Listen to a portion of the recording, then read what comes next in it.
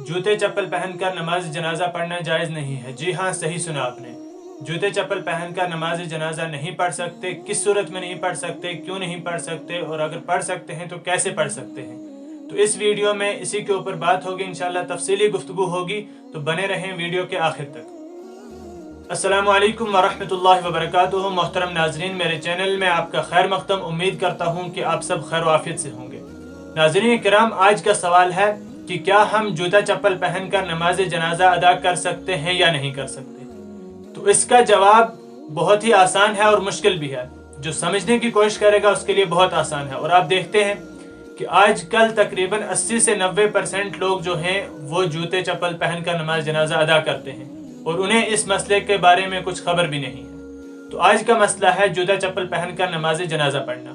सबसे पहले आप समझें कि जिस जगह पर हम नमाज जनाजा अदा कर रहे हों, अगर वो ज़मीन, वो जगह भी पाक है और जो चप्पल जूता हमने पहना हुआ है अगर वो भी पाक है, तो इस हालत में हम जूता चप्पल पहनकर नमाज जनाजा अदा कर सकते हैं। अगर जिस जगह पर खड़े हैं वो जगह भी पाक है और जो जूता या चप्पल हमने पहना हुआ है वो भी पाक है, तो इस हालत में हम नमाज जनाजा अदा कर सकते हैं। दूसरी चीज ये है, पहले तो दोनों चीजें पाक थी, अब दूसरी चीज ये है कि जगह भी नापाक है और जूते का नीचे वाला हिस्सा भी नापाक है। तब आपको क्या करना है कि जूता निकाल कर उसके ऊपर खड़े होना है और नमाज जनाजा अदा करनी है। पहली सूरत में दोनों चीजें पाक हैं, आप जूते लगाकर नमाज अदा कर सकते हैं। दूसरी सूरत में जमीन भी नापाक है और आपके जूते का निचला वाला हिस्सा नापाक है, ऊपर वाला नहीं बल्कि नीचे वाला हिस्सा। तो आप उस वक्त जूते निकाल कर उसके ऊपर पैर रखेंगे और तब नमाज जनाजा अदा करेंगे।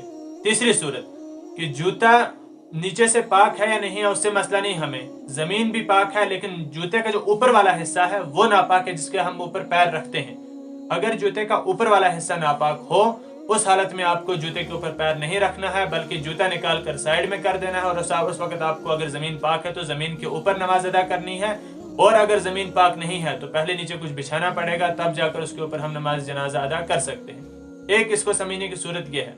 दूसरी सूरत यह है कि हम या तो जूते पहनकर नमाज अदा करेंगे या जूते निकाल कर अलग रख कर जमीन पर नमाज अदा करेंगे, या फिर हम जूते के ऊपर नमाज अदा करेंगे। तो जूते लगाकर नमाज पढ़ने की सूरत यह है कि जब जमीन और जूते दोनों पाक हों, और जूते के ऊपर तब हम नमाज जनाजा अदा कर सकते हैं जब जगह और जूते का नीचे वाला हिस्सा दोनों नापाक हों, तो हम जूता उतारेंगे और उसके ऊपर खड़े होकर नमाज जनाजा अदा करेंगे। और तीसरी सूरत यह है कि हम जमीन के ऊपर नमाज पढ़ेंगे, जूता निकाल कर अलग रखेंगे। इस सूरत में इसका मतलब यह है कि आपका जो जूता है वो ऊपर से भी नापाक है, क्योंकि आप जिस जगह पर आपका पैर होना चाहिए वो हिस्सा जूते का पाक होना चाहिए। अगर वो जगह नापाक है ऊपर वाली, उस वक्त आपको जूते के ऊपर पैर नहीं रखना है और न जूता पहनना है, बल्कि जूता निकाल कर दूसरी जगह पर रखना है। और अगर जमीन पाक है तो तब जाकर उसके ऊपर हम नमाज जनाजा अदा कर सकते हैं। तो आज हमने ये मसला समझा कि नमाज जनाजा जब हम अदा करेंगे उस वक्त जमीन का भी पाक होना जरूरी है और जूते का भी, तब हम जूता लगा कर नमाज जनाजा अदा करेंगे। और अगर जमीन नापाक है या जूते का नीचे वाला हिस्सा नापाक है, तब हम जूता निकाल कर उसके ऊपर खड़े होकर नमाज जनाजा अदा करेंगे। और अगर जूते का ऊपर वाला हिस्सा नापाक है जिसके ऊपर हम खड़े होते हैं, तब हमें जूता निकाल कर अलग रख लेना है, और हमें जमीन अगर पाक है तो जमीन के ऊपर हम नमाज जनाजा अदा करेंगे। तो नाजरीन, आज का वीडियो आपको कैसा लगा?